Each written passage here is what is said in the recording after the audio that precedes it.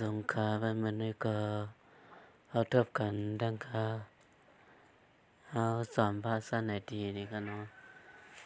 นี่ก็ได้มาสอนในล่าให้ตัวเล็กกำแพงนี่ก็เนาะตัวเล็กอย่างก็ตัวเล็กอุดนี่ก็เนาะตัวเล็กกำแพงอันนั้นก็ตัวอักษรกำแพงเมืองอันนั้นก็เนาะรายเหตุมันก็เหมือนกันก้อยครับสุดไอพี่น้องเขาด้วยวิดีโอในให้สุดเนี่ยกันเนาะแล้วก็อย่าลืมกดไลค์กดแชร์กด Subscribe บ้านสังขาวเสียคำขาวแล้วก็อย่าลืมกดปันแฟนเพจซ่าในทีอีกกันเนาะดังครั้งเลยกันเนาะแล้วว่ามาดูสำกันค่ะนี่ก็แลบเหมือนเก่าไว้นี่กันเนาะก่อนอันดังสุดเขามันลึกระยะมันกันเนาะระยะมันในเขาตีเอาก็เหอะกันนายกันเนาะแล้วก็เขาตีใส่เป็นสีลำสอมแล้วก็มาเตียนลิก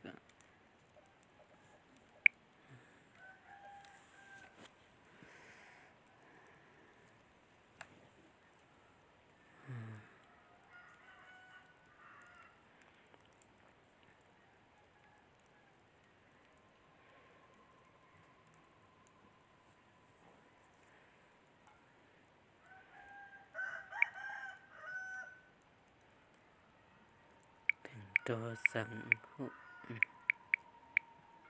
ถึงตัวสังหุ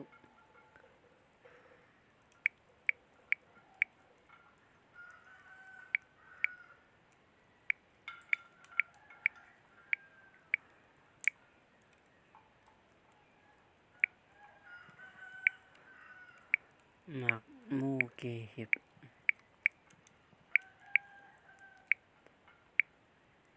เฮ็ดซ้อมได้ขนาดเกหิบถึงตัวสังหุหมักมูเกหิบแล้วก็เลิกขนาดตัวเล็กมันแล้วก็ใส่ฟอนมันในลายใส่ฟอนมันในก็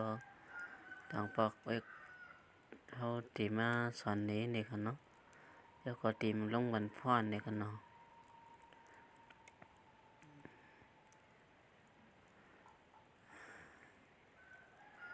ในแฟนเพจเขาก็มีแจกอยู่ก็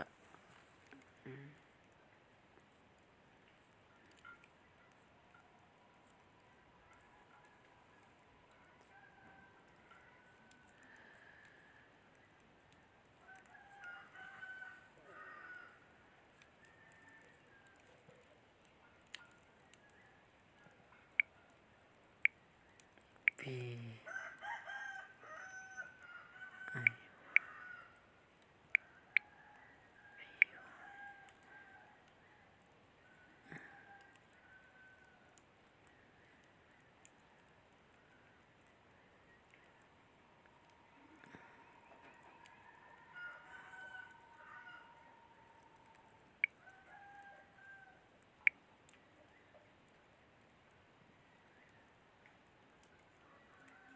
กันเนาะแล้วก็ใส่ขอบมันกันเนาะเขาได้ใส่สีแดงกันเนาะแล้วก็เสียบก็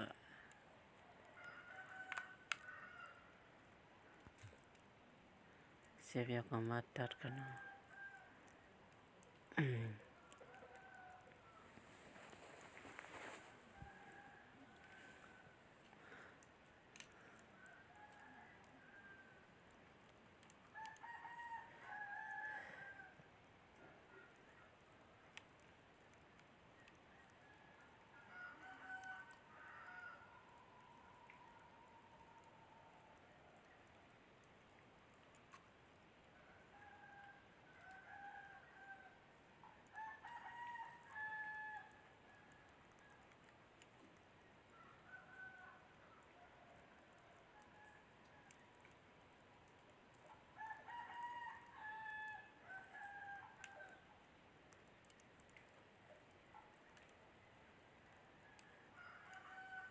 เดียวก็เอามา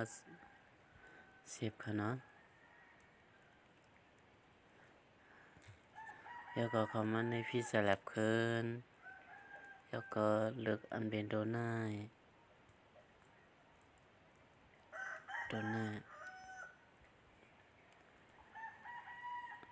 เข้ามาในแค่ว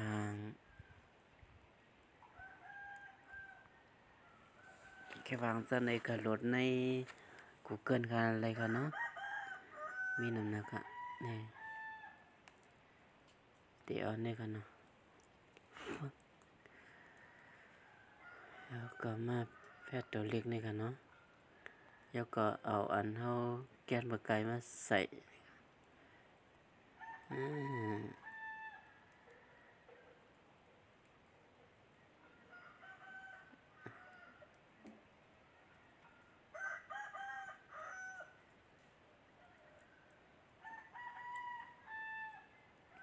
นี่ค่ะเนาะ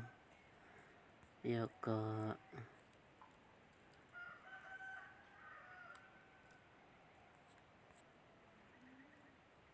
นี่ค่ะเนาะมันเขียนดีๆค่ะนะ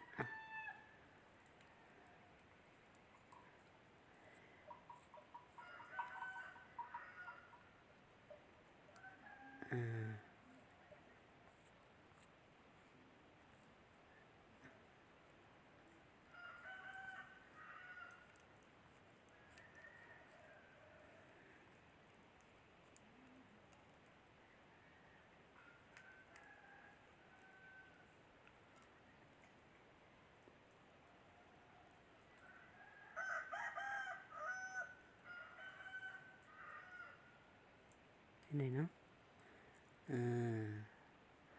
เป็นอันเขียนแล้วเจ้าค่ะเนาะ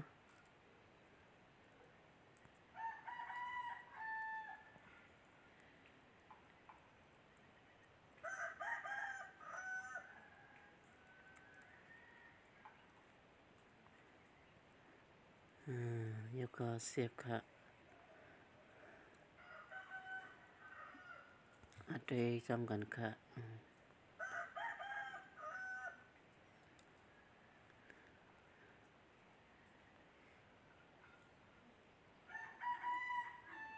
อันเนาะ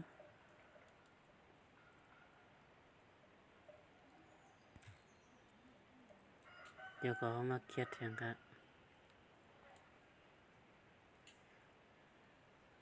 เขียนอันล้ำๆนี่ออกกันเนาะ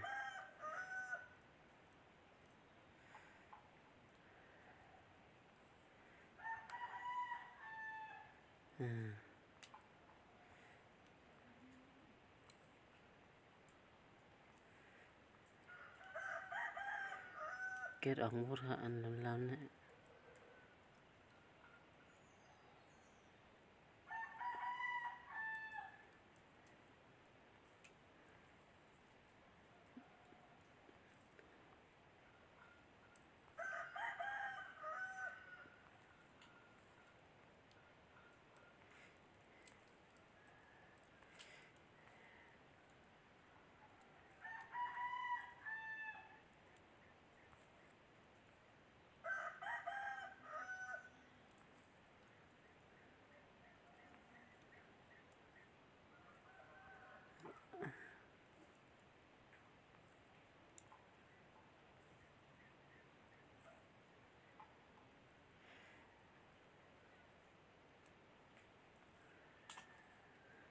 แล้วก็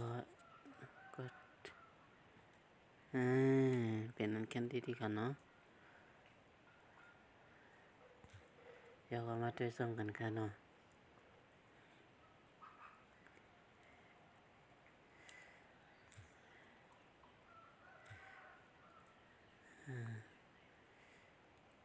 นี่ค่ะ